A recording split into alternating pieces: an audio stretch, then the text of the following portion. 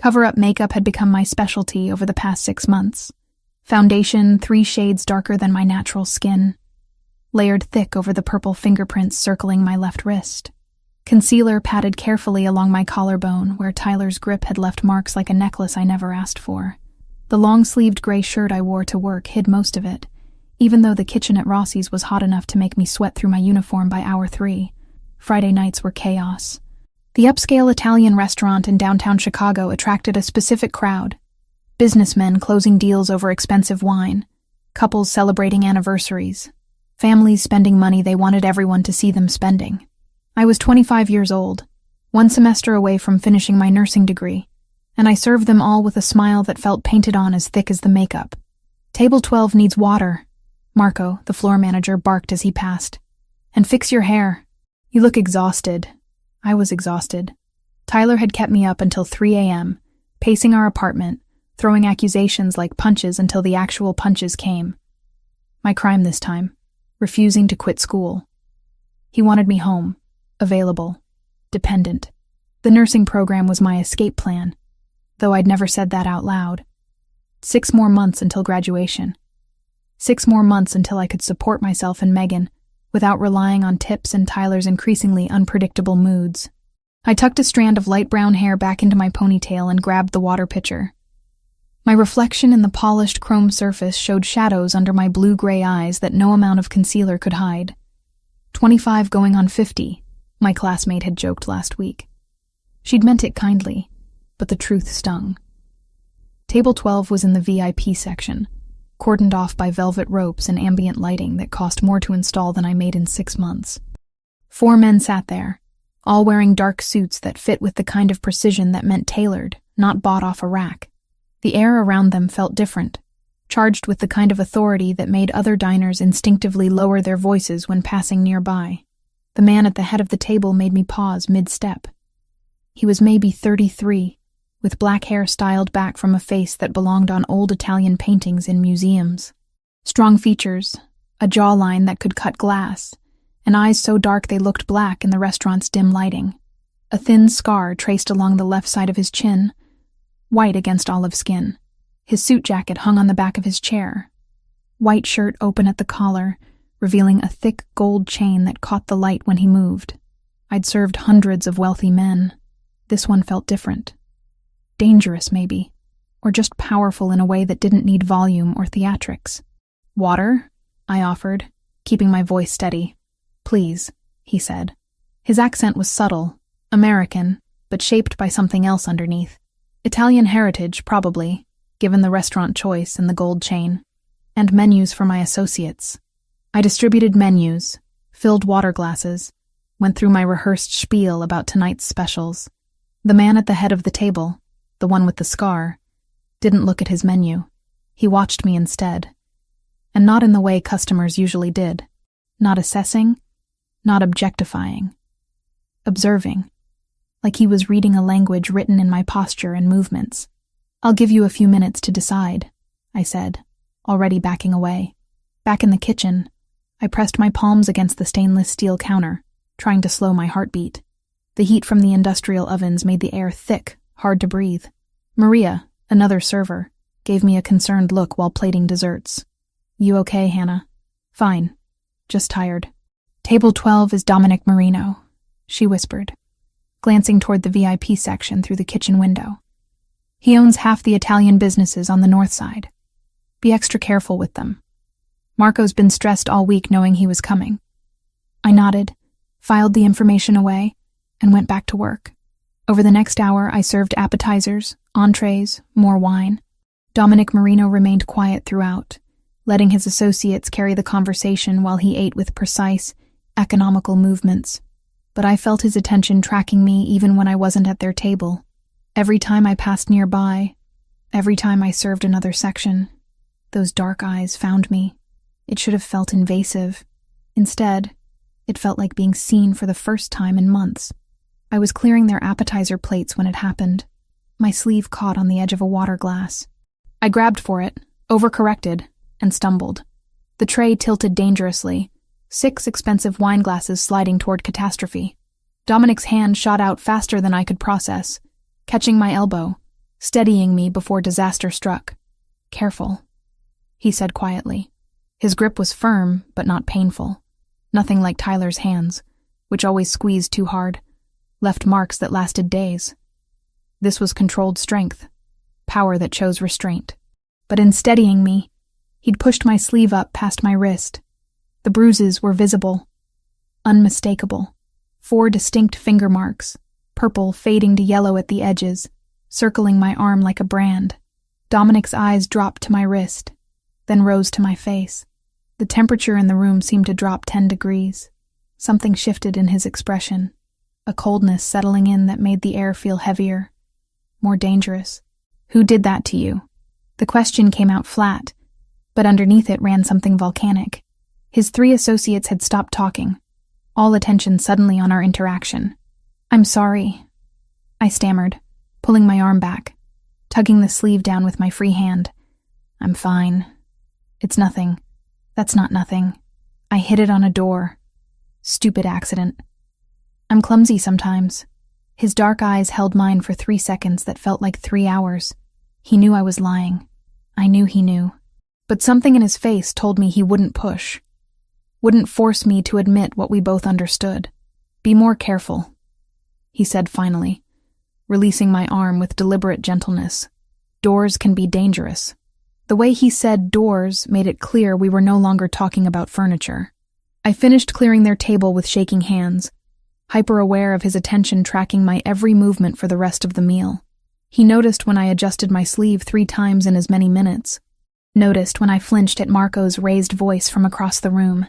Noticed the careful way I carried heavy trays, favoring my left side where my ribs still ached from Tuesday's argument. When I brought the check, I expected him to say something else, to push the issue. He didn't.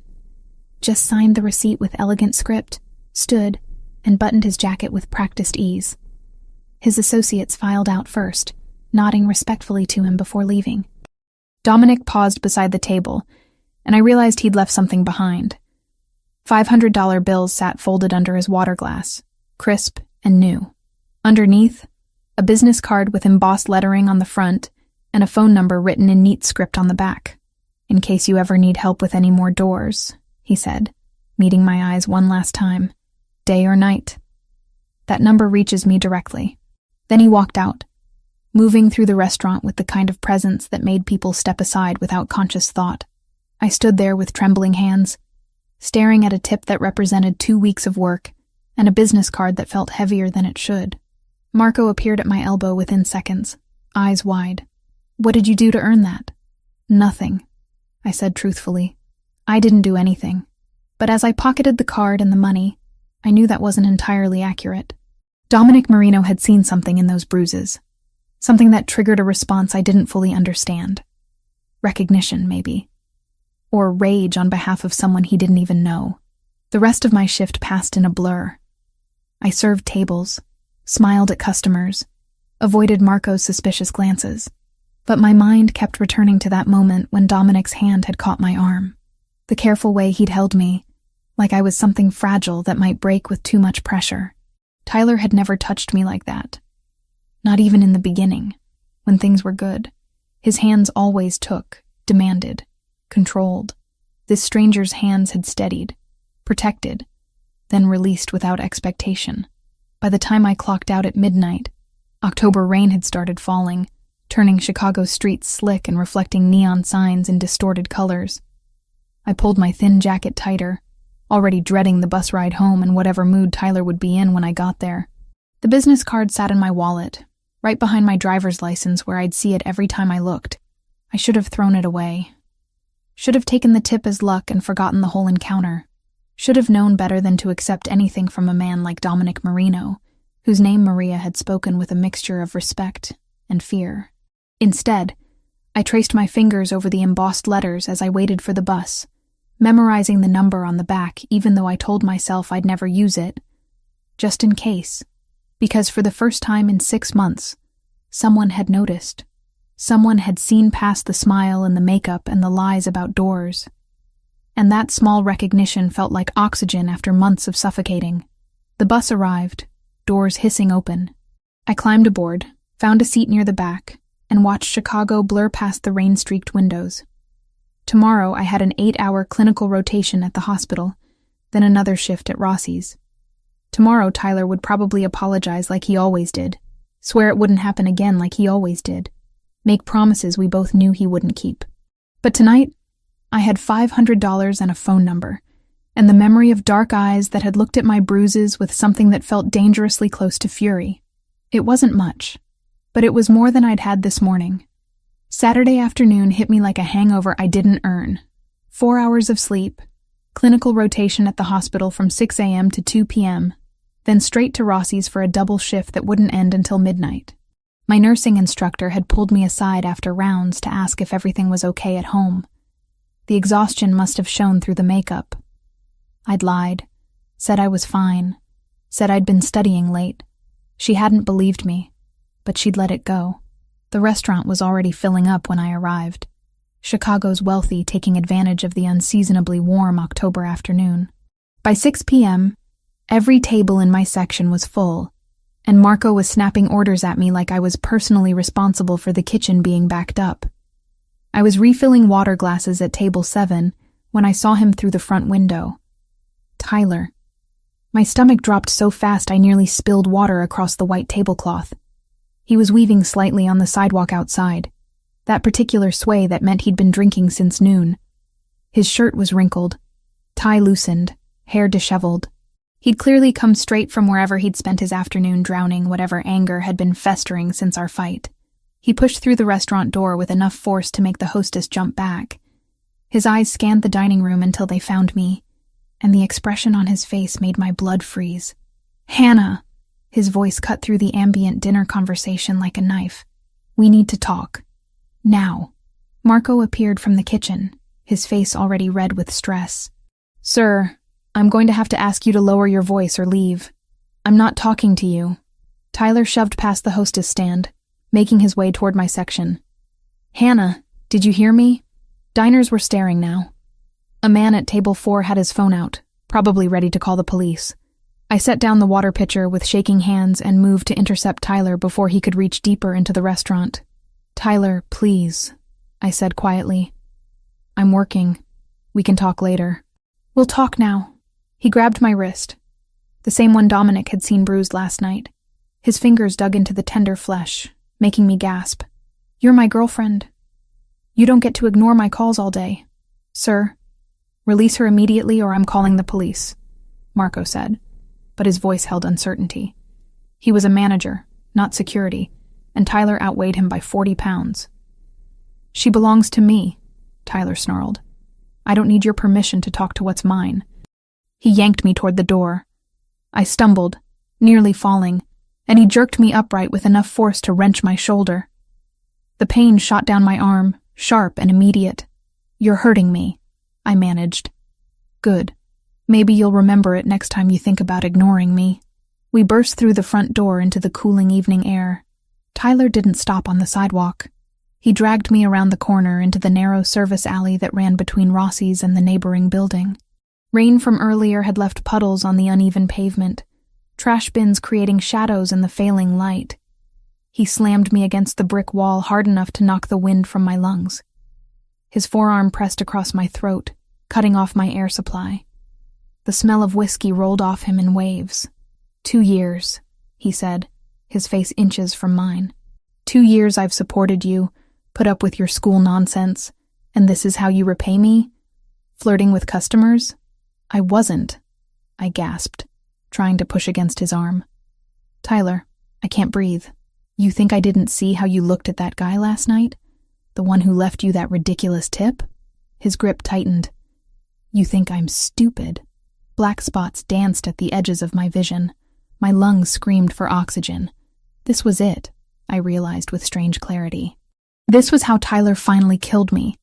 In an alley behind the restaurant where I'd been trying so hard to build a future without him. Then suddenly, the pressure was gone. Tyler flew backward like he'd been hit by a car, crashing into the opposite wall with a sound that would have been satisfying if I wasn't too busy gasping for air. I collapsed against the brick, hand at my throat, trying to understand what had just happened. Dominic Marino stood in the alley entrance, perfectly still except for his eyes. Those dark eyes that had noticed my bruises last night now tracked Tyler with the kind of focus a wolf gives to wounded prey. He wore a different suit today, charcoal gray, still immaculate despite having just thrown a grown man across an alley. "You made a mistake," Dominic said quietly. Tyler pushed himself upright, too drunk and stupid to recognize the danger he was in. "Who the hell are you?" "Someone who doesn't like seeing women treated like property." Tyler laughed, the sound ugly and aggressive. He charged forward, throwing a wild punch that Dominic sidestepped with minimal effort. Before Tyler could recover his balance, 2 other men appeared in the alley. One of them, older with graying hair at his temples, caught Tyler's arm and twisted it behind his back with professional efficiency. "This is none of your business," Tyler grunted, struggling against the hold. "That's my girlfriend." "No," Dominic said, moving toward me. "She's not." He crouched down to my level where I'd slid to sit against the wall, his hands hovering near my shoulders but not touching. "Are you hurt?" I tried to speak, but only managed to cough. My throat felt crushed, each breath painful. Dominic's jaw tightened. He stood, turned back to Tyler with the kind of calm that felt more threatening than any rage. "Luca, take him. He'll be dealt with appropriately." "You can't just take me," Tyler protested, as the man Dominic had called Luca began forcing him toward a black car idling at the alley entrance. "Hannah, tell them we're together." I said nothing, just watched as they loaded him into the back seat like cargo. Dominic returned his attention to me, and this time he did touch, helping me to my feet with the same careful gentleness from last night. "Can you walk?" I nodded, not trusting my voice yet. He kept one hand on my elbow as we made our way back into the restaurant through the rear kitchen entrance. Marco rushed over immediately, taking in my appearance, the red marks already forming on my throat. "Hannah, I'm so sorry. I should have called the police faster." "She needs to go home," Dominic interrupted. His voice held authority that made Marco's mouth snap shut. "I'll see that she gets there safely. Pay her for the full shift." "Of course, Mr. Marino. Of course." I found my purse in the back room, accepted my jacket from Maria, who looked like she wanted to ask questions but didn't dare. Dominic led me out the front door to where another black car waited, driver already behind the wheel. He opened the back door for me, waited until I was settled, then slid in beside me. The car pulled away from the curb smoothly, no squealing tires or dramatic acceleration. Just quiet, professional competence. "Where do you live?" Dominic asked. I gave him the address of my apartment, my voice returning as a raspy whisper. He relayed it to the driver, then turned back to me. "How long?" "What?" "How long has he been hurting you?" The directness of the question, the way he didn't dance around it or let me pretend, broke something open inside me. 6 months. Maybe longer if you count the verbal stuff. "Why didn't you leave?" "I tried. He found me. Convinced me to come back. Said he'd change." I stared at my hands, at the bruises circling my wrist. And I believed him, because it was easier than being alone.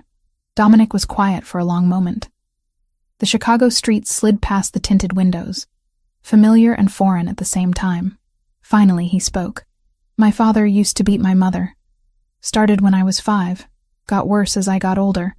I'd hear her crying in the bathroom at night, see the bruises she'd try to hide."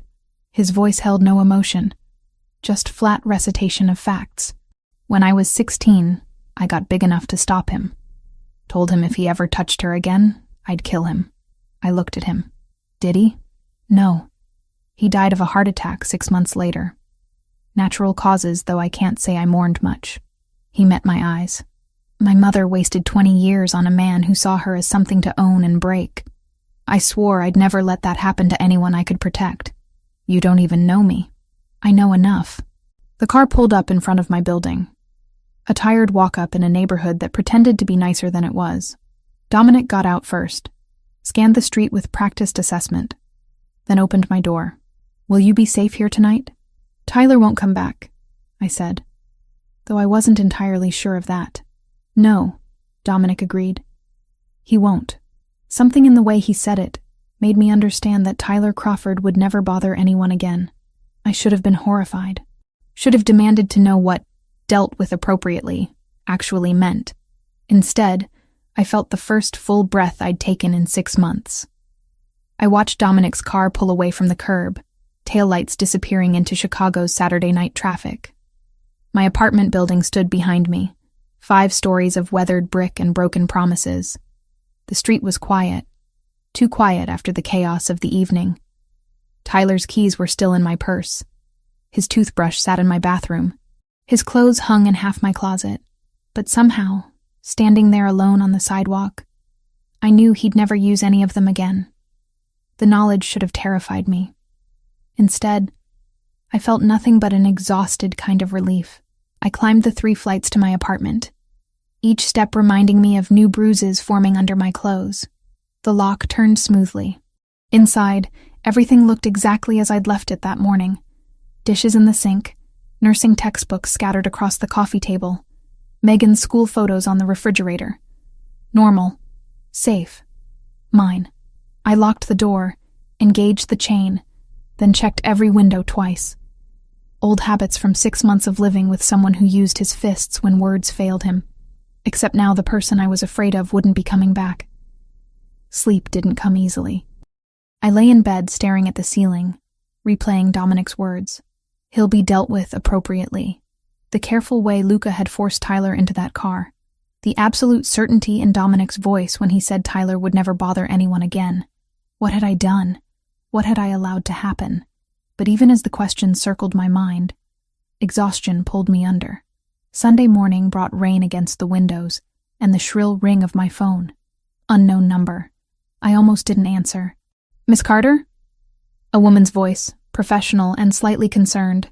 "This is Officer Jennifer Mills with Chicago PD. We need to ask you some questions about Tyler Crawford."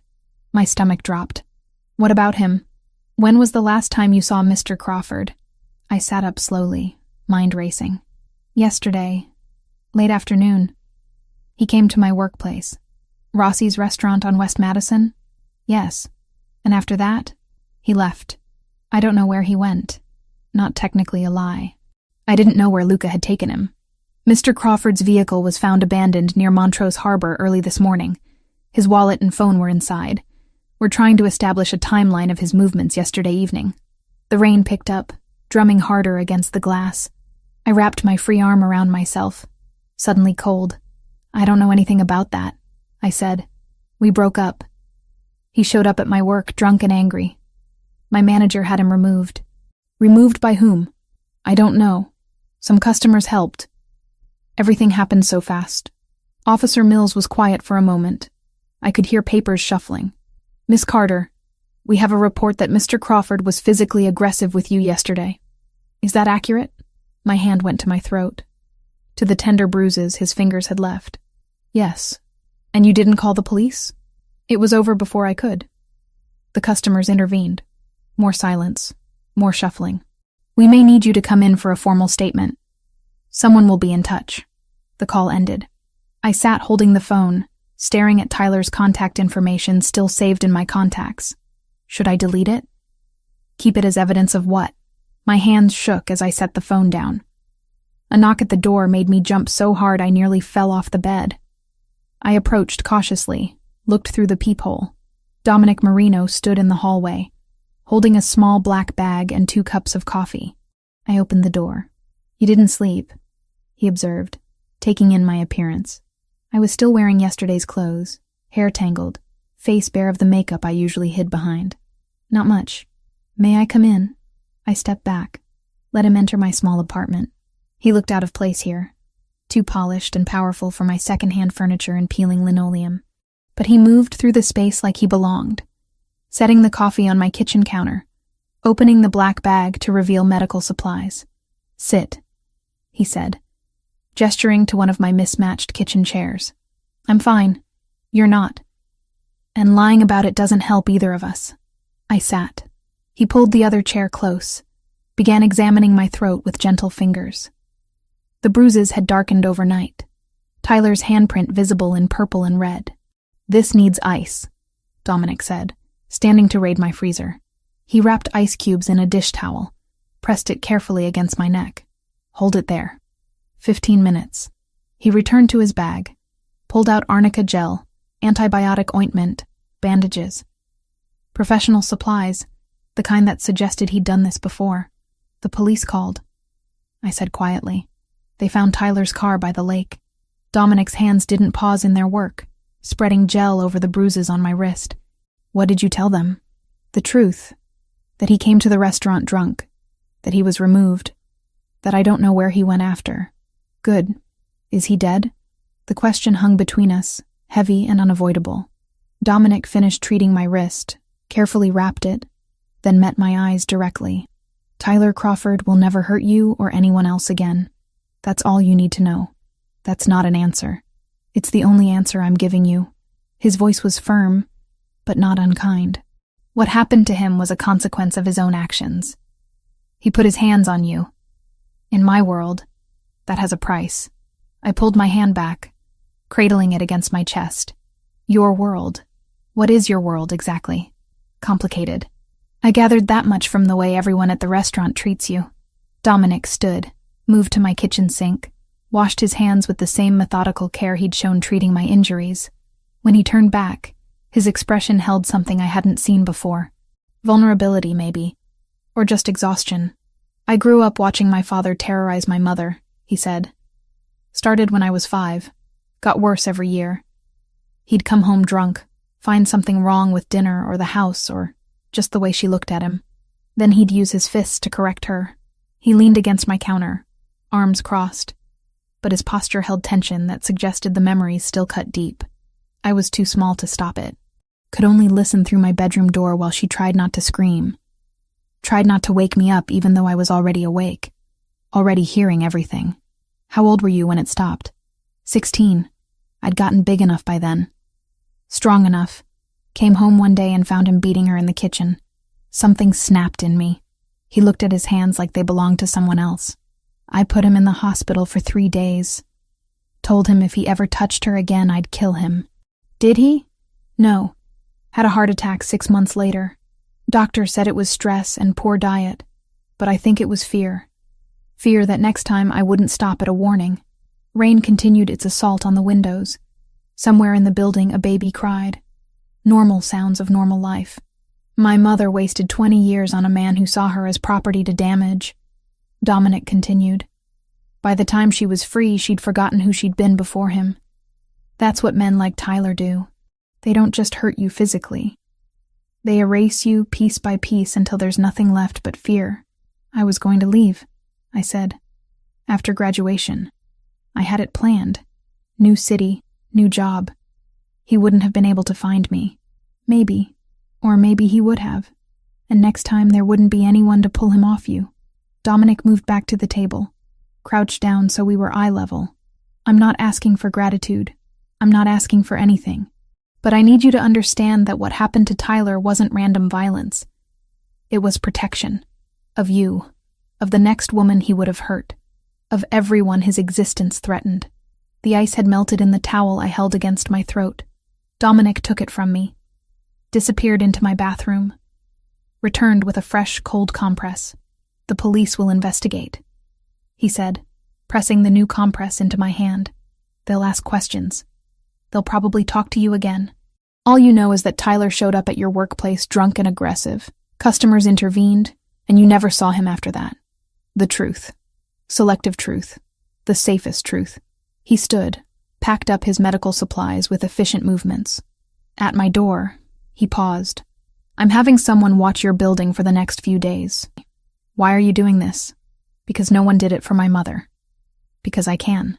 He opened the door, then looked back one more time. And because when I saw those bruises on your wrist Friday night, I recognized them. Recognized what they meant. What they would keep meaning if someone didn't stop it. Then he was gone, leaving me alone in my apartment with ice against my throat and questions I knew better than to ask. Monday brought more police. A detective this time, older, with tired eyes and a wedding ring worn thin from years of wear. He sat across from me in my living room, asking the same questions Officer Mills had asked, looking for inconsistencies that didn't exist because I'd told the truth. Just not all of it. You and Mr. Crawford were in a relationship for 2 years, Detective Williams said. reviewing his notes. Were there previous incidents of violence? Yes. Did you ever file a report? No. Why not? Because Tyler had convinced me it was my fault. Because filing a report would have made it real. Because I was ashamed. I gave the detective a simpler answer. I was scared. He nodded like he'd heard it before. Probably had. The customers who intervened at the restaurant Saturday night. Can you describe them? It happened fast. I was focused on breathing. But you saw them. Dark suits, professional looking. I didn't get names. The restaurant manager said one of them was Dominic Marino. My face remained carefully neutral. I don't know who that is. Detective Williams studied me for a long moment. We both knew I was lying. We both knew he couldn't prove it. Miss Carter, if you know something about Mr. Crawford's whereabouts... I don't. It would be better to tell us now. I told you everything I know. He left his card. Said to call if I remembered anything else. I put it in the drawer with Dominic's cards and tried not to think about how my life had become a collection of phone numbers I might never use. That afternoon, my phone rang again. Not police this time. A lawyer. A smooth voice with expensive diction, saying Dominic had retained his services on my behalf should I need legal representation during the investigation into Tyler's disappearance. I thanked him. Saved the number. Added it to the collection. Tyler Crawford had been gone for 48 hours. His car sat in an impound lot waiting for forensics that would find nothing useful. His apartment remained untouched. Rent paid through the end of the month by automatic withdrawal. And I went to class Monday evening like nothing had changed. Took notes on pharmacology and wound care. Practiced starting IVs on rubber arms that didn't bruise. Normal, safe, mine. The bruises on my throat would fade. The ones on my wrist already looked better thanks to Dominic's careful treatment. In a week, maybe 2, there would be no physical evidence Tyler had ever touched me. But I'd carry the weight of what I'd allowed to happen for much longer than that. 10 days passed with the strange rhythm of a life suspended between before and after. Tyler Crawford remained missing. His mother called me twice, voice shaking, asking if I knew anything. I told her the same thing I told the police. No. Detective Williams stopped by the restaurant once more. Asked the same questions in different words. Left with the same non-answers. And through it all, Dominic Marino appeared at Rossi's every night like clockwork. He never sat in anyone else's section. Never made a show of it. Just requested table 12, ordered dinner, left tips that Marco stopped commenting on after the 3rd night. We didn't talk much beyond the necessary exchange of orders and pleasantries, but his presence felt like a shield I hadn't known I needed. Thursday afternoon, I was between my pharmacology lecture and the start of my shift when my phone rang. Unknown number, but I'd started answering those since Tyler disappeared. Is this Hannah Carter? A woman's voice, professional but urgent. Yes? This is Northwestern Memorial Hospital. Your sister Megan Carter was brought in an hour ago following a motor vehicle accident. She's stable, but we need you here. The world tilted. My backpack slipped off my shoulder, hitting the sidewalk with a thud that barely registered. Is she okay? What happened? She has a concussion and we're monitoring for internal injuries. The doctor will explain everything when you arrive. How soon can you get here? I looked around the street corner where I'd stopped, calculating. Bus to the train to the hospital, maybe an hour if everything connected perfectly. Megan alone and scared for an hour. I'm coming now, I managed, already moving. The buses in Chicago ran on spite and prayer during rush hour. I stood at the stop, watching 3 pass by, too full to take more passengers, panic building with each minute. Megan was 16. She was supposed to be invincible. She was supposed to be the one thing in my life Tyler hadn't touched, hadn't ruined. A black car pulled up to the curb. The window rolled down, and Dominic looked out at me. Get in. I didn't question it. Didn't ask how he knew where I was or what I needed. Just yanked open the door and climbed into the back seat.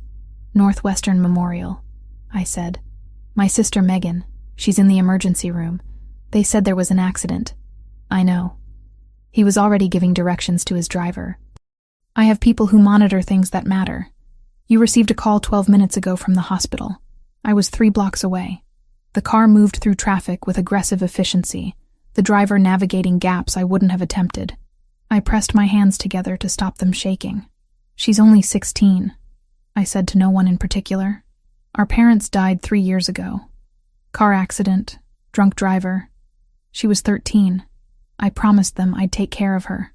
Dominic didn't offer empty reassurances. "Just let me talk."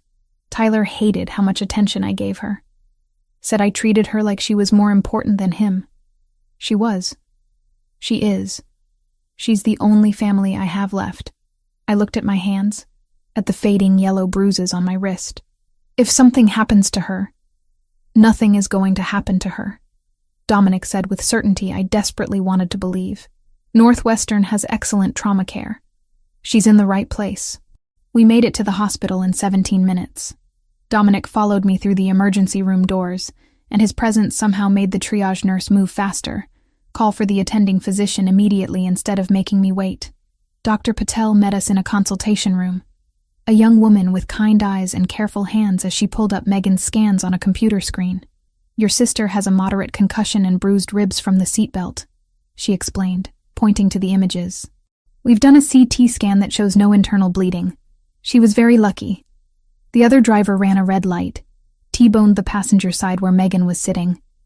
If she'd been driving, we'd be having a different conversation." Relief hit so hard I had to sit down. Dominic's hand found my shoulder, steadying. "Can I see her?" "She's asking for you. Room 3. Megan looked impossibly small in the hospital bed, one side of her face swollen and bruised, an IV running into her left arm. But her eyes opened when I entered, and she tried to smile. "Hey," she said, voice hoarse. "Sorry, I know you had work." I sat in the chair beside her bed, took her uninjured hand. "Work doesn't matter. Nothing matters except you being okay. My friend's mom was driving. She's fine too. Her car is totaled, though." Megan's eyes filled with tears. "I'm sorry, Hannah. I know we can't afford hospital bills right now. Don't worry about that. But Tyler always said—" She stopped, awareness dawning. "Wait. Where is Tyler? He usually shows up when something happens to lecture me about being more careful." I'd been so focused on getting to the hospital I hadn't prepared for this question. Megan was smart, observant. She'd noticed Tyler's absence eventually, but I'd hoped for more time. "Tyler and I broke up," I said carefully. "He's not around anymore." "Good." The vehemence in her voice surprised me. "He was terrible to you." "I hated him." "Megan? I'm not stupid, Hannah. I saw the bruises. I heard him yelling through the phone. I just didn't know how to help." Fresh tears spilled over. "I should have done something." "Hey, no." I squeezed her hand gently. "This wasn't your job. You're 16. Taking care of you is my job, not the other way around." A soft knock interrupted us. Dominic stood in the doorway holding 2 cups of coffee and a bottle of water. "They said she could have fluids," he said, offering me the water. Megan's eyes widened slightly, taking in Dominic's expensive suit, the way he moved through the hospital like he owned it. "Who's that?" "A friend. He gave me a ride here." "Some friend," she murmured, but she was too exhausted to push for details. Dr. Patel wanted to keep Megan overnight for observation. Standard protocol with concussions. I planned to stay with her, called Marco to explain I wouldn't make my shift. He was surprisingly understanding, probably because Dominic had already called ahead to inform him. When Megan finally fell asleep, sedated and monitored, I stepped into the hallway to find Dominic talking quietly with an administrator. They shook hands, and the woman walked away with a satisfied expression. "What was that about?" "Your sister is being moved to a private room with better monitoring equipment. Dr. Patel will remain her primary physician, but I've arranged for a neurologist to consult on her concussion protocols." "Dominic, I can't afford— You're not paying for any of this." His tone left no room for argument. "Medical bills, follow-up appointments, physical therapy if she needs it. It's handled. I can't accept that." "You can, and you will." He guided me to a quiet corner of the hallway, away from the nurses' station. "Consider it an investment in your future. You're 6 months from finishing nursing school. Can't have you dropping out because of medical debt. Why are you doing this? He was quiet for a moment, considering his answer. Because Tyler made you feel like you had to choose between your education and your sister. Between your future and your survival. I'm showing you that you don't. That there are people who can help without demanding pieces of yourself in return. The next 3 days established a pattern I simultaneously craved and feared. Dominic drove me to the hospital each morning before my classes, picked me up afterward to take me to evening visiting hours. Megan's condition improved steadily. The private room he'd arranged had a window overlooking Lake Michigan, equipment that beeped reassuringly through the nights I spent in the uncomfortable chair beside her bed. On the 4th day, Megan was discharged with strict instructions about rest and concussion monitoring. Dominic's driver brought us home, carried the flowers and cards Megan had received from her school friends, up 3 flights of stairs without complaint. After Megan was settled on the couch with instructions to watch mindless television and call if she felt dizzy, I walked Dominic down to the street where his car waited. "Thank you," I said, "for everything. I don't know how I would have managed without you. You would have found a way. You're resourceful." He opened the car door, paused. "I'll be at Rossi's tonight. Table 12. I'll be working." "I know." He drove away, and I climbed back upstairs to find Megan watching me through the window with calculating interest. That evening at the restaurant, I served Dominic his usual table. We didn't talk about the hospital or Megan or Tyler's absence. Just went through our familiar routine.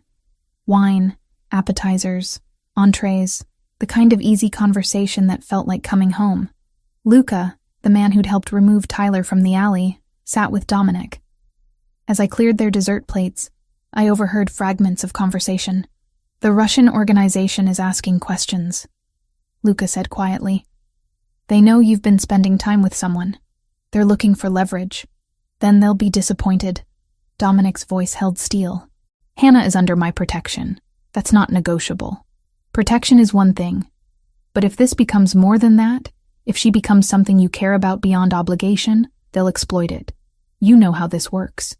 I know exactly how it works, which is why I'm prepared." I pretended not to hear, moved to the next table, but the conversation stayed with me. Russian organization, leverage, exploitation, words that painted a picture of danger I was only beginning to understand. When Dominic left that night, he placed his usual generous tip under his water glass, but underneath was a new card, with an address written in his handwriting. "Dinner," he said as he passed me. "Tomorrow night, not here. Somewhere we can actually talk."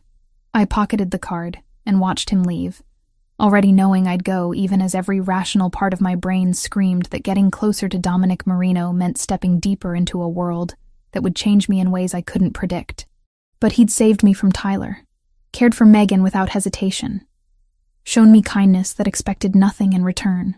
For the first time in 6 months, someone saw me as more than an obligation, or a target, or a burden. And that feeling was more dangerous than any Russian organization could ever be. Megan came home on a Wednesday afternoon, 2 weeks after the accident that had nearly given me a heart attack. The security system Dominic's people installed took 3 hours, involved cameras I couldn't see, and sensors on every window. The technician, a quiet man who spoke only when necessary, handed me a card with instructions and a number to call if anything malfunctioned. "Mr. Marino wants you to feel safe," he said before leaving. Megan watched the installation from the couch, ice pack against her ribs, curiosity written across her healing face. When we were finally alone, she didn't waste time. "So, who is he really?" she asked. "The guy who paid for my private room and the neurologist and apparently our new Fort Knox security system. Someone who helps people. That's not an answer. It's the only one I have right now." She studied me with 16-year-old wisdom that sometimes felt older than my 25 years. "Tyler's been gone for 2 weeks. The police haven't found him. And suddenly we have a mysterious benefactor who shows up everywhere you need him. I'm not stupid, Hannah." "I know you're not." "Did he kill Tyler?" The question landed like a physical blow. I sat down beside her, careful not to jostle her injured ribs. "What would you say if I told you I don't know for certain?" "I'd say Tyler deserved whatever happened to him." Her voice held steel I'd never heard before. "I'd say I'm glad he's gone and I hope he never comes back." "Megan, no, You need to hear this. I saw what he did to you. The bruises you thought you were hiding. The way you flinched when your phone rang. How you stopped laughing and stopped talking about your future like it mattered. Tears filled her eyes. I was terrified he was going to kill you, and I didn't know how to stop it. I pulled her into a careful hug, mindful of her injuries. It's over now. That's what matters. That night, after Megan fell asleep in her room, I lay in my bed staring at the ceiling and finally let myself ask the question I'd been avoiding. What had I done? I'd allowed Tyler to disappear. Hadn't called the police when Luca forced him into that car. Hadn't demanded answers when Dominic said he'd been dealt with appropriately. Just accepted it. Accepted the relief of Tyler's absence without questioning the method. Sleep came eventually, but with it came dreams. Tyler's face. The alley. His hands around my throat. But this time when Dominic pulled him away, I watched Tyler get dragged into darkness that swallowed him whole. Heard him screaming my name, begging me to help. I woke up gasping, sheets soaked with sweat, 3 a.m. glowing on my alarm clock. My hands shook as I got water from the kitchen, checked that Megan was still breathing peacefully in her room. Tried to convince myself that the nightmares didn't mean I was a terrible person. By the third night of the same dream, exhaustion had worn me down to nothing. Thursday evening, I showed up for my shift at Rossi's looking like I'd been through a war. Marco took one look at me and suggested I go home. I refused. Work meant routine, meant not thinking, meant serving Dominic at table 12 and pretending everything was fine. Except Dominic saw through it immediately. "You're not sleeping," he observed when I brought his wine. "I'm fine. You're not. When does your shift end?" "Midnight. I'll wait." He did. Sat at that table nursing drinks and working on his phone while the restaurant emptied around him.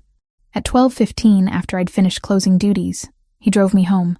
But instead of dropping me at my building, he parked and turned to face me. "Talk to me. There's nothing to talk about." "Hannah, my name carried weight. You've barely slept in days. You look like you're being haunted. What's going on?"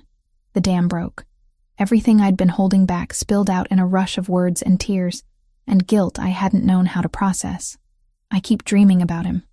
About Tyler. About what happened in that alley, except in the dreams I can see what comes after. Where you took him. What you did. And I wake up and I feel guilty. Except not because he's gone, but because I'm relieved he's gone. And what kind of person does that make me? Dominic let me talk, didn't interrupt, didn't judge.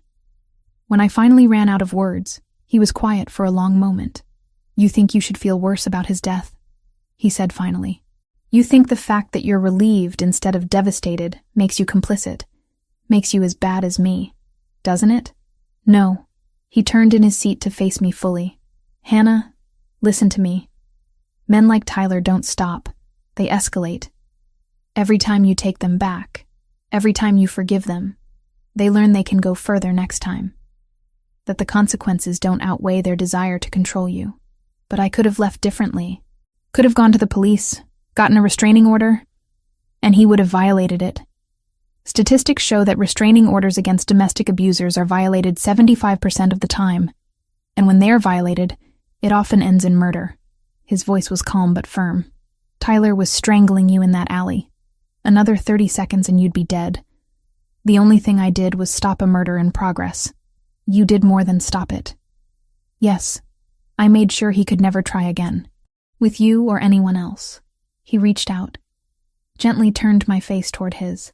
"You're not responsible for the choice I made. You're only responsible for surviving. And that's exactly what you did. It doesn't feel like surviving. It feels like I let someone die for me. Tyler chose his own fate when he put his hands on you, when he strangled you in an alley behind a restaurant. Every action has consequences. His were just more permanent than he anticipated." We sat in the car as Chicago moved around us. Late-night traffic and distant sirens and the ordinary sounds of a city that kept going regardless of individual tragedies. "The nightmares will fade," Dominic said quietly. "Give yourself time to process.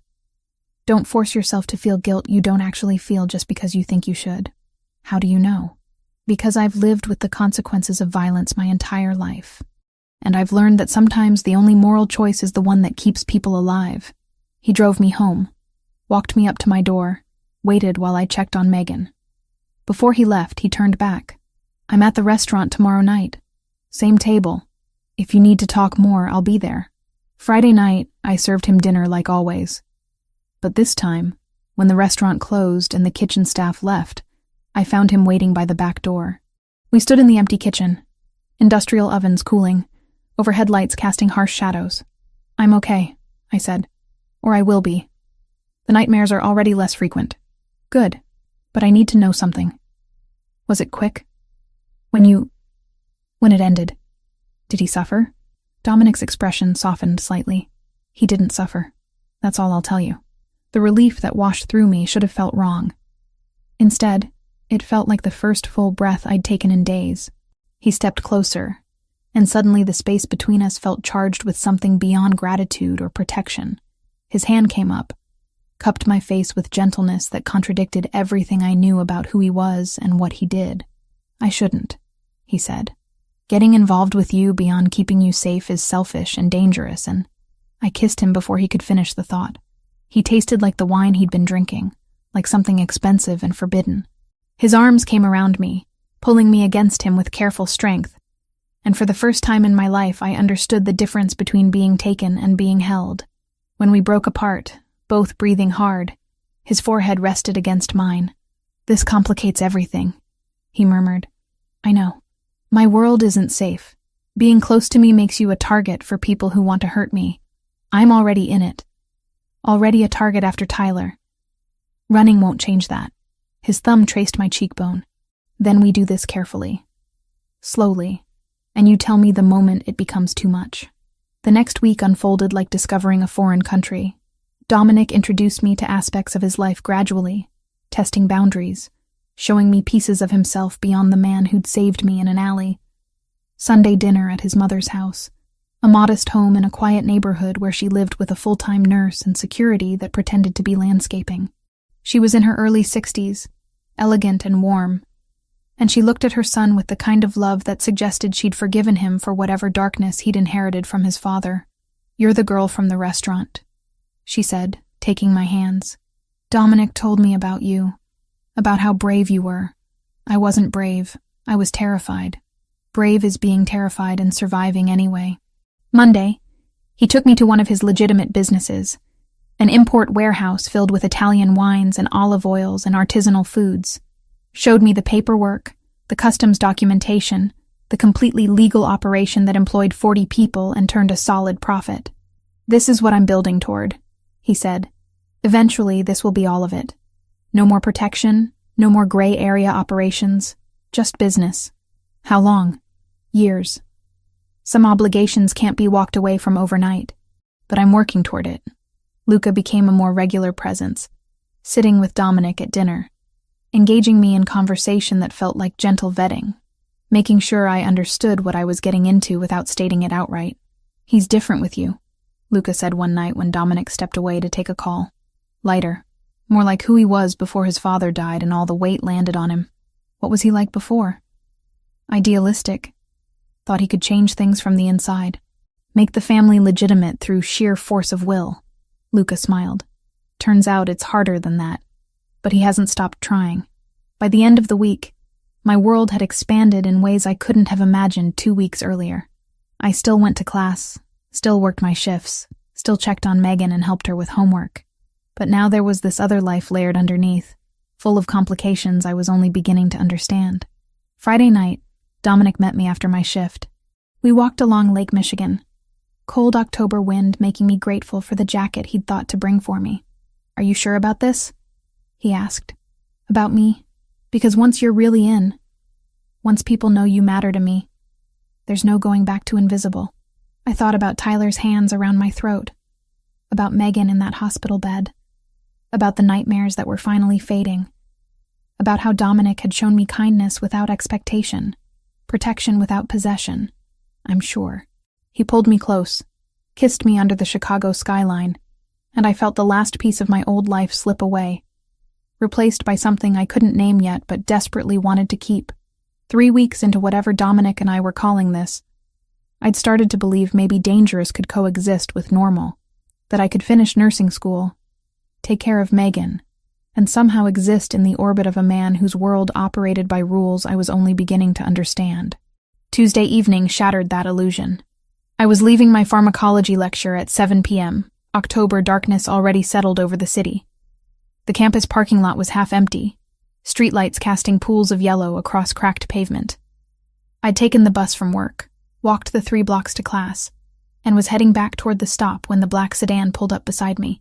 Not Dominic's car. Wrong make, wrong feel. The back door opened before I could process the threat. Get in. The man's accent was thick, Eastern European. Russian, maybe. He held something under his jacket that looked like the shape of a gun. I backed up. No. Miss Carter, you will... A second car materialized from nowhere, screeching between us with enough force to make the Russian vehicle swerve. Luca emerged from the driver's seat, gun already drawn, flanked by 2 other men I recognized from Dominic's security detail. Back up, Luca ordered, his usual easy demeanor replaced by something cold and lethal. Now. The Russian car hesitated for 3 seconds that felt like hours. Then it peeled away, tires screaming, disappearing into Chicago traffic. Luca holstered his weapon, turned to me. You're unhurt? Yes. What just happened? Get in the car. Dominic's waiting. The drive to wherever we were going took 20 minutes through neighborhoods I didn't recognize. Luca made 3 calls in rapid Italian, his tone suggesting this was very bad. Finally, we pulled up to a restaurant I'd never been to, upscale and clearly closed despite it being dinner hours. Dominic met us at the door. The fury in his eyes made me take a step back. Inside, he said quietly. Too quietly. The restaurant's main dining room had been cleared except for one table where papers and laptops were spread out. Luca went straight there, started pulling up what looked like surveillance footage. Dominic guided me to a different corner, hands on my shoulders, checking for injuries I didn't have. I'm fine, I said. Luca got there before anything happened. Before anything happened this time. His jaw was tight, that scar on his chin standing out white against flushed skin. The Russians have been watching you for days, waiting for an opening. My stomach dropped. Why? Because you matter to me. Because hurting you hurts me, and they want leverage. He released me, paced away, ran both hands through his hair. This is my fault. I knew the risk, knew they'd been asking questions, and I let you stay visible anyway. Luca called from across the room. The plates are registered to a shell company we've tracked to the Volkov operation. They're based north of the city. Been trying to move into port territory for 6 months. How many men do they have? Dominic asked. 30, maybe 40. Enough to be a problem. I moved closer to the table, looked at the surveillance footage playing on the laptop. Me leaving my apartment that morning, walking to the bus stop, entering Rossi's, going to class. They'd been following me all day. What do they want? My voice sounded steadier than I felt. You, Dominic said bluntly, as leverage to force me into giving up port access. Or as revenge if I refuse. He turned to face me fully. I can arrange protection. Federal witness protection. New identity for you and Megan. Relocation to another state. You'd be safe, completely removed from my world. No. Hannah, listen to me. No. I crossed my arms, held his gaze.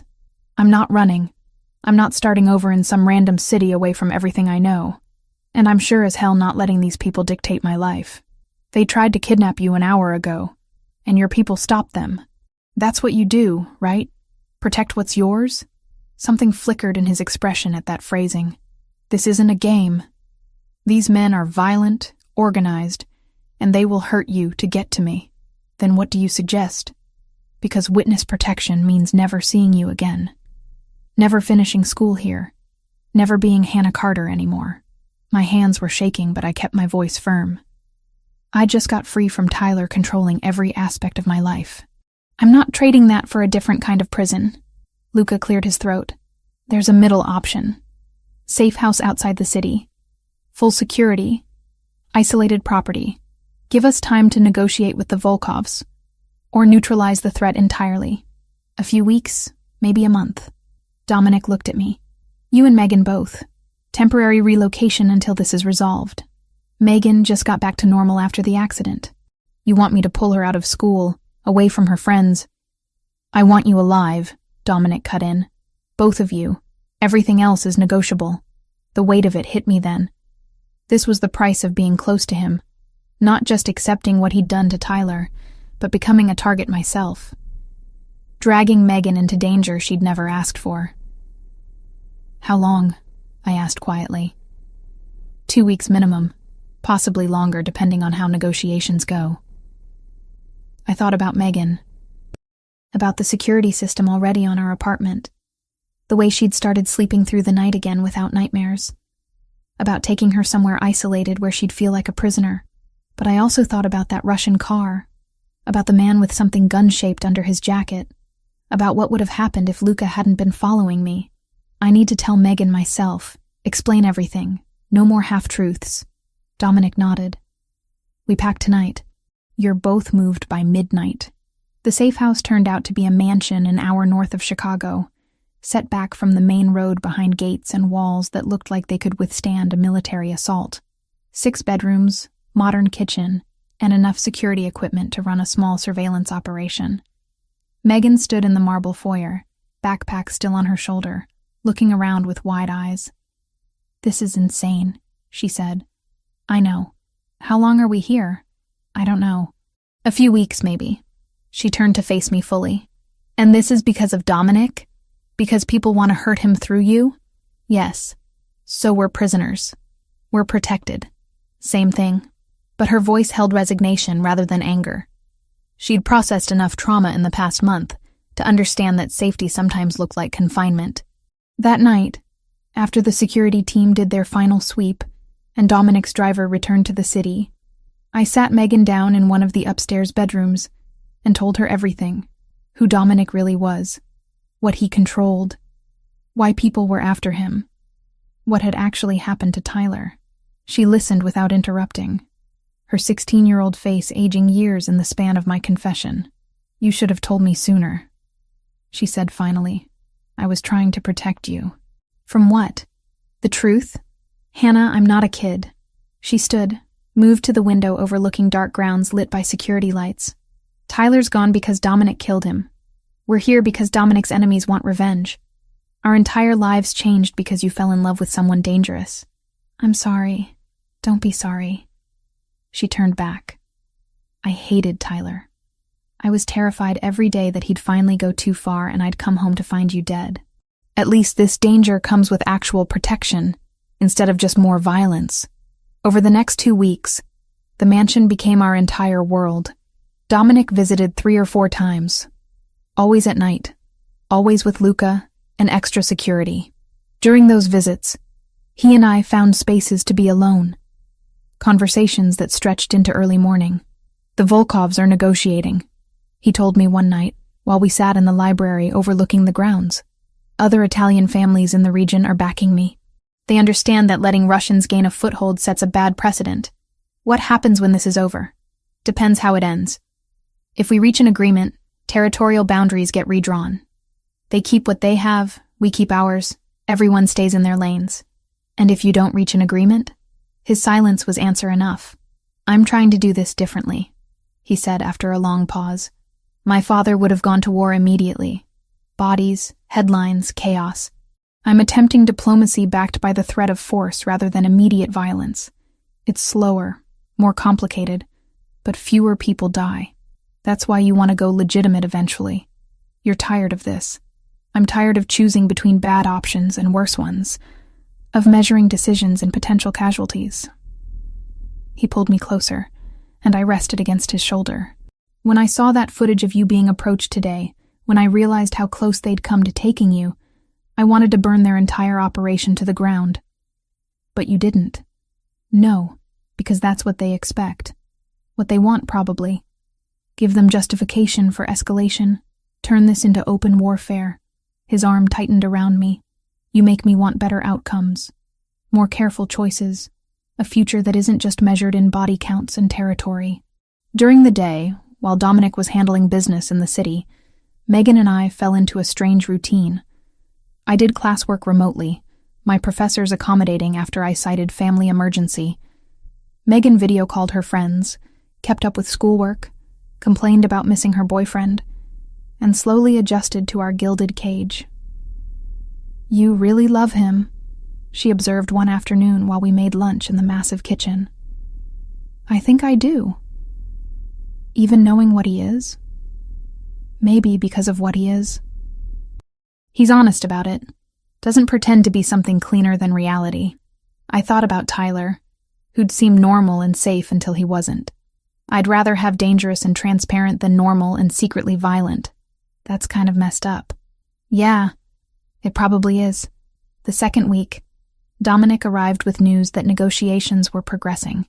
The Volkovs had agreed to a summit meeting, neutral territory, all major families represented. If it went well, Hannah and Megan could go home within days. "And if it doesn't go well?" I asked. "Then we're here longer while I handle it another way." That night, lying beside him in the massive bedroom, I asked the question I'd been avoiding. "What happens after? When we go back to Chicago and this is resolved, what do you want to happen?" "I want to finish school. Keep working at Rossi's until I graduate. Take care of Megan." I paused. "And I want to keep seeing you. Keep this, whatever it is. It won't be safe.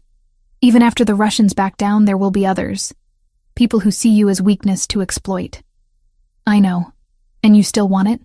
I thought about the past month. About Tyler's death and Megan's accident and Russian kidnappers and living in a mansion that was really a prison. About Dominic's hands treating my bruises with gentleness Tyler had never shown. About the way he looked at me like I mattered more than territory or power, or any of the things his world valued.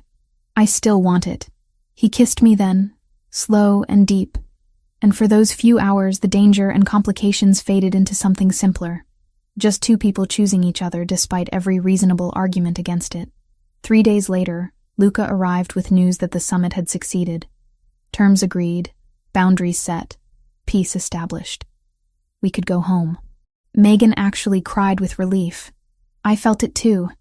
That desperate need for normal life, even though I knew normal would never look quite the same again.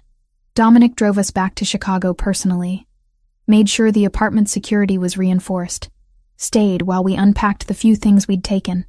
Before he left, he pulled me aside. "This won't be the last threat. You understand that?" "I understand. And you're still choosing this. Choosing me. I'm still choosing you." He left, and I stood in my small apartment that felt enormous after 2 weeks in a mansion, and tried to convince myself I'd made the right decision.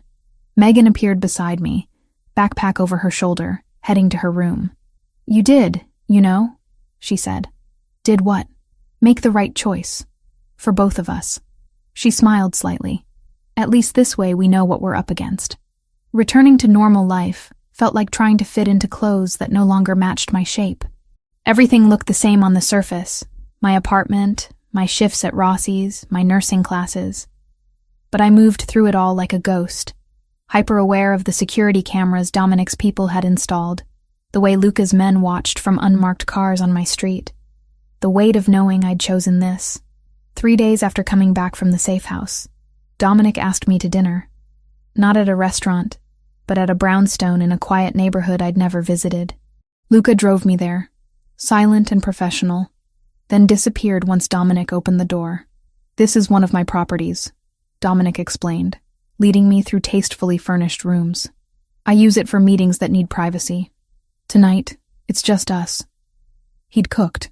Actual cooking, not takeout disguised on nice plates. Pasta with a sauce that smelled like someone's grandmother had spent hours perfecting it. Fresh bread. Wine that probably cost more than my textbooks. "You cook?" I asked, surprised. "My mother insisted I learn. Said no woman should have to take care of a man who couldn't feed himself."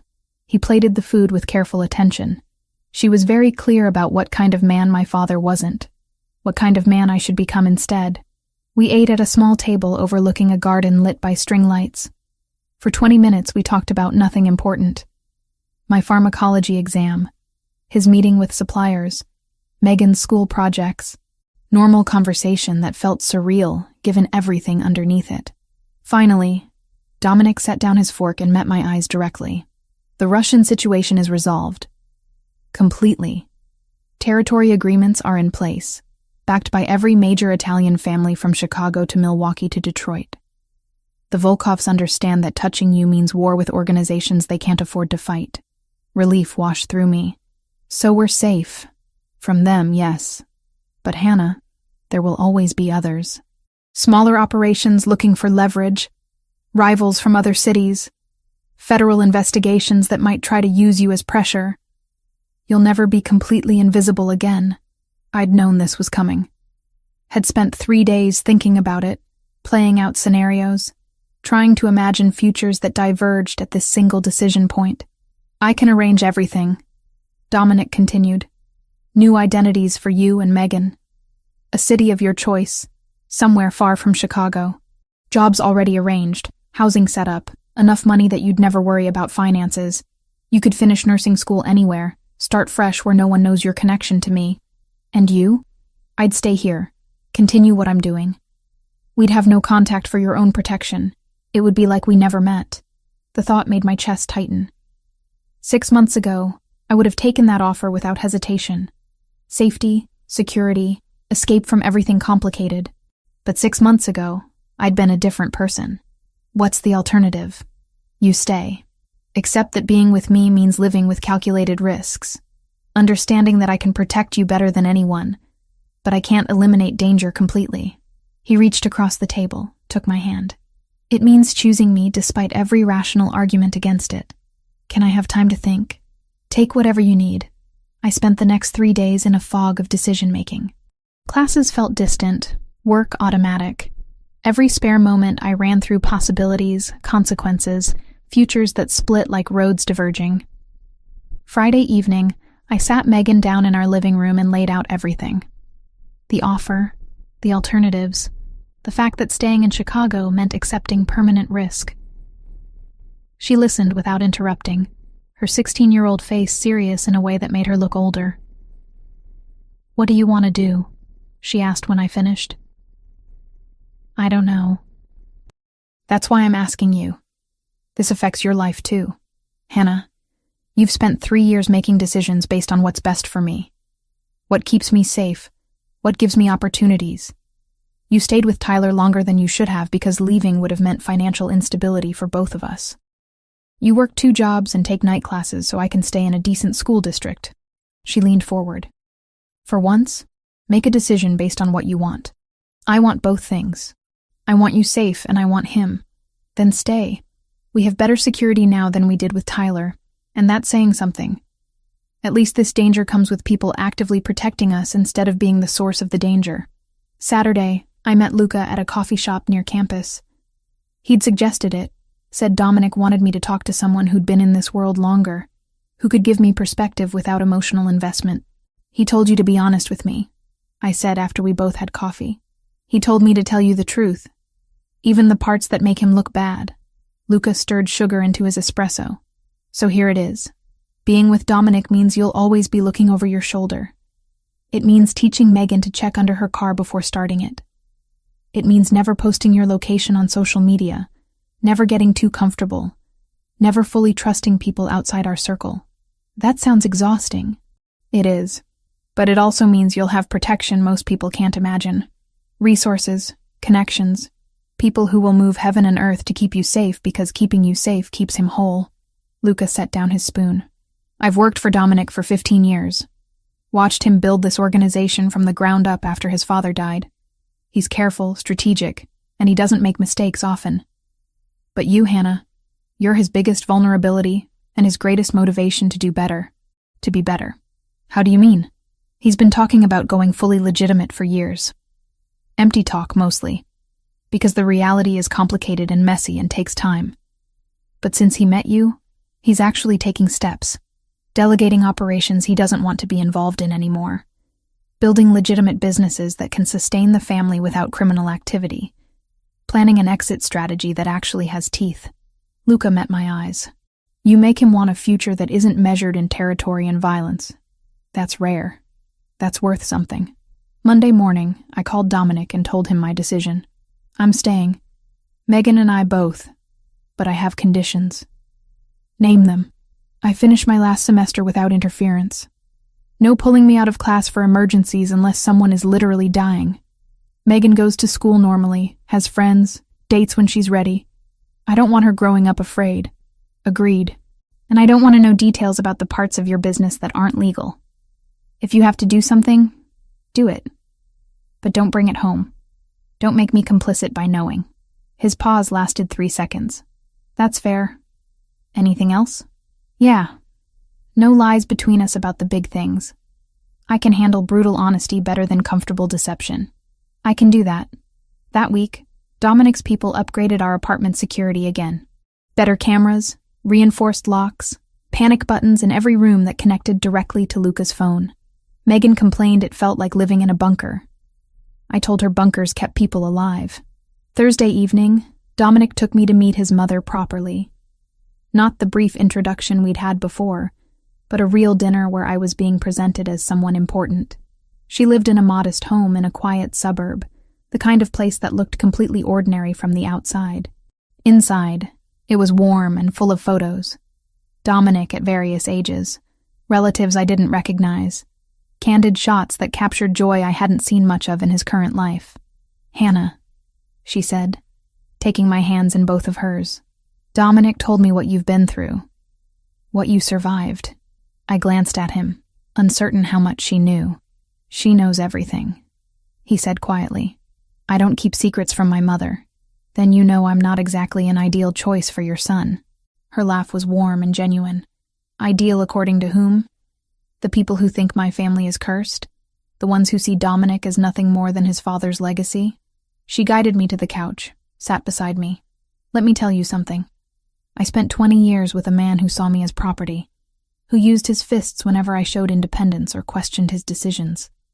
I survived, but barely, and I lived every day terrified that my son would become him." She looked at Dominic, who stood near the kitchen, giving us space. But he didn't. He saw what his father was and chose to be different. Chose to protect instead of dominate. To build instead of destroy. Her attention returned to me, and then he met you. And for the first time, I saw him look at someone the way I wished his father had looked at me, like you were a person, not a possession. Like your safety mattered more than his pride. "I don't know if I'm strong enough for this life. You survived an abusive relationship. You're raising your sister while putting yourself through nursing school. You looked at my son's world and chose to stay despite having every reason to run." She squeezed my hands. "You're stronger than you think." Dinner was comfortable after that. Stories about Dominic as a child, embarrassing moments his mother shared while he protested. Normal family dynamics that felt impossible given everything else. When we left, his mother hugged me tightly at the door. "Take care of each other," she said. "That's all that matters in the end." In the car driving back to my apartment, Dominic was quiet. Finally, he spoke. "She likes you. I like her too. She's been through hell. She has. That's why I needed you to meet her. To understand why I reacted the way I did when I saw your bruises that first night. Why Tyler's fate was sealed the moment he put his hands on you. Because she was never protected.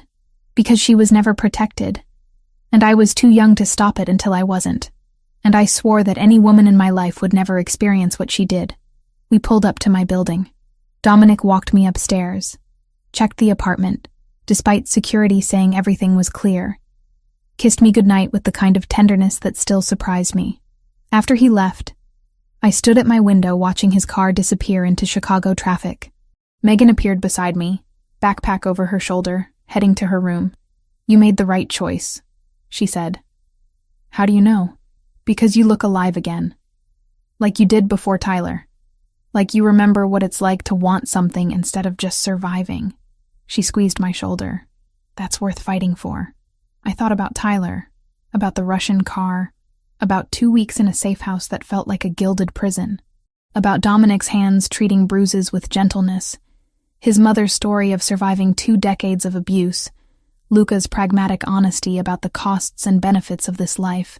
It wasn't a fairy tale, wasn't safe or simple or anything resembling normal, but it was mine, chosen with full knowledge of the consequences. And for the first time since my parents died, since Tyler's first closed fist, Since the weight of the world landed on my shoulders, I felt like I was living, instead of just enduring. That would have to be worth the risks we were taking.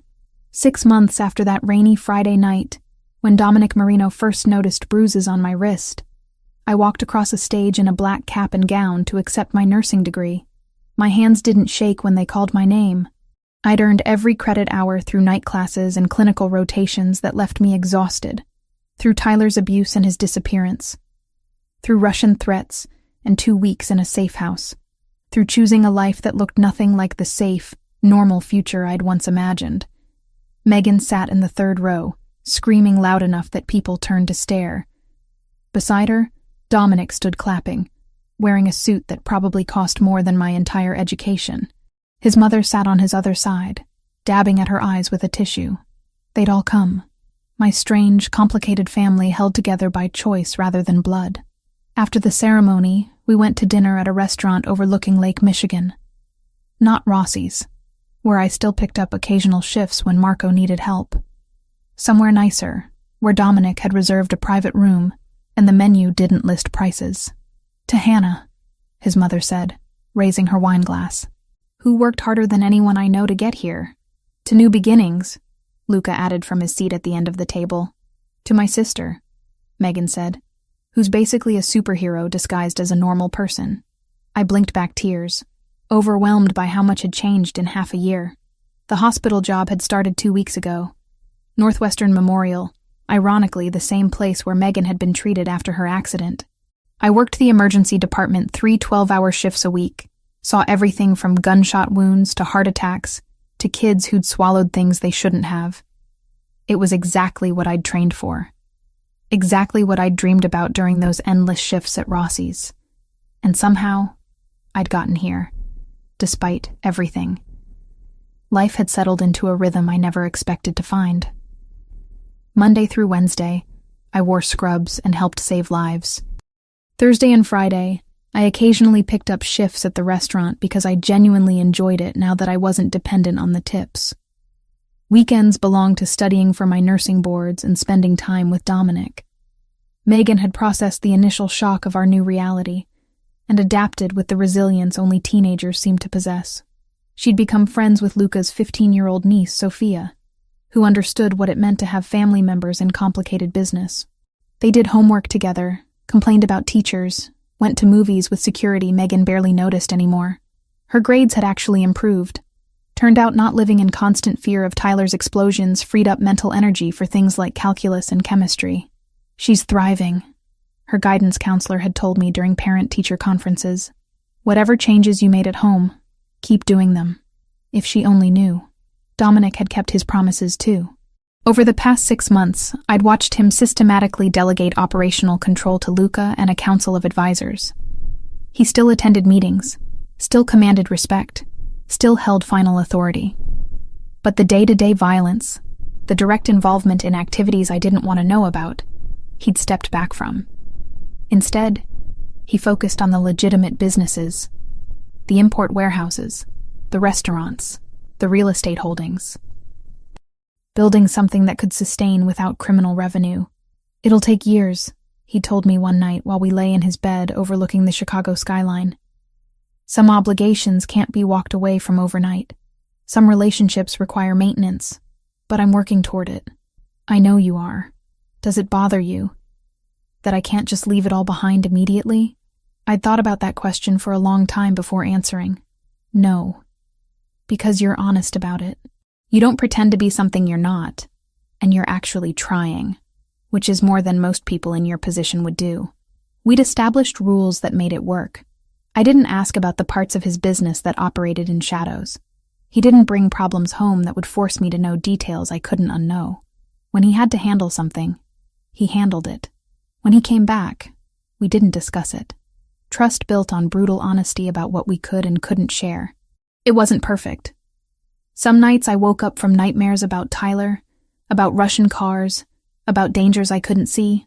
Some nights Dominic came home tense and distant, carrying weight he wouldn't let me share. But we were building something real, messy and complicated and nothing like the fairy tales, but real. After dinner, Dominic suggested we walk along the lakefront, despite April's lingering cold. Megan and his mother headed home with Luca, giving us space that felt deliberate.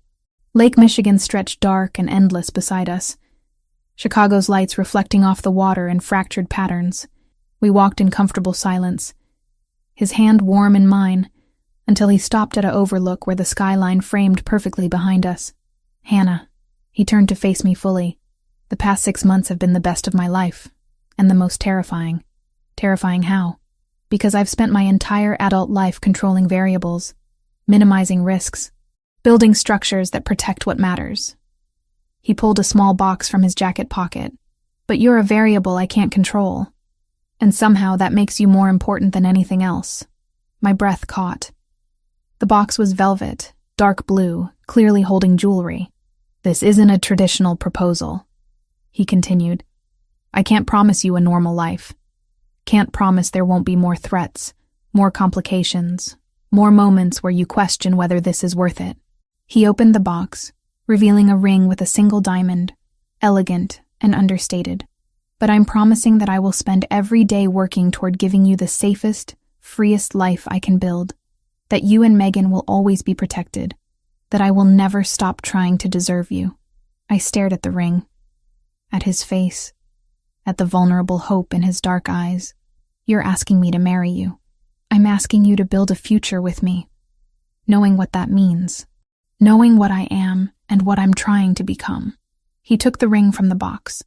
No illusions, no false promises, just commitment to keep choosing each other despite everything working against us. 6 months ago, I'd been a different person. Trapped with Tyler, surviving rather than living, believing my future was measured in semesters completed and bills paid rather than dreams realized. Now, I stood on the shore of Lake Michigan with a man who'd killed for me, protected me, showed me what it meant to be valued rather than possessed.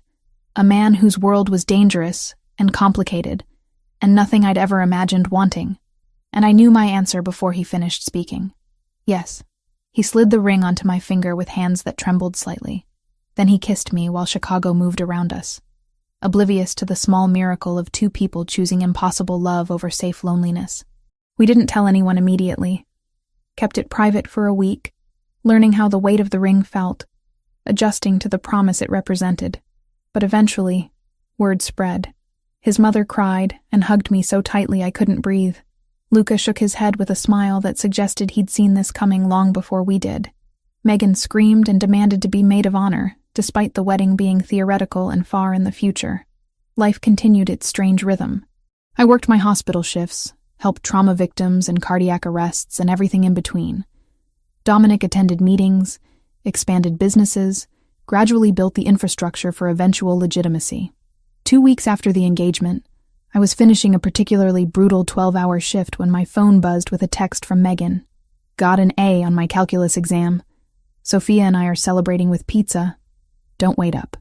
I smiled, sent back congratulations, and headed for the exit. The emergency department was finally quiet after hours of chaos. My scrubs were stained, my feet hurt, and I wanted nothing more than sleep. Dominic's car idled at the curb, him leaning against it with that same intense focus he'd shown the first night we met. "You didn't have to pick me up." "I wanted to." He opened the door. "Megan texted me too. Figured you'd be exhausted." During the drive back to my apartment, which I still maintained even though I spent most nights at his place, I watched Chicago slide past the windows, the city that had been backdrop to Tyler's abuse, to Russian threats, to transformation I never saw coming. "What are you thinking?" Dominic asked. "That 6 months ago I couldn't have imagined this. Any of it. Is that good or bad?" I looked at the ring on my left hand, at the man beside me who'd walked into a burning alley to save me, at the life we were building from impossibility. "It's good. Complicated and messy and nothing like I planned. But good." He reached over, laced his fingers through mine. We drove through Chicago, while the city breathed around us, full of other people living other complicated lives. Somewhere, Detective Williams had probably closed Tyler Crawford's missing persons case as cold. Somewhere, the Russian organization went about their business in territories we'd negotiated. Somewhere, people I'd never meet were making choices that would ripple through worlds I'd never fully understand. But in this car, With this man, wearing this ring and carrying knowledge of who I'd become, I felt something I hadn't experienced in years. Peace. Not safety. Not certainty. Just peace with the choices I'd made and the future I was building. It would never be a fairy tale. Would always carry risks normal people never faced. But it was mine. Chosen consciously. Built on foundation of honesty rather than illusion. And that was worth everything I'd survived to get here.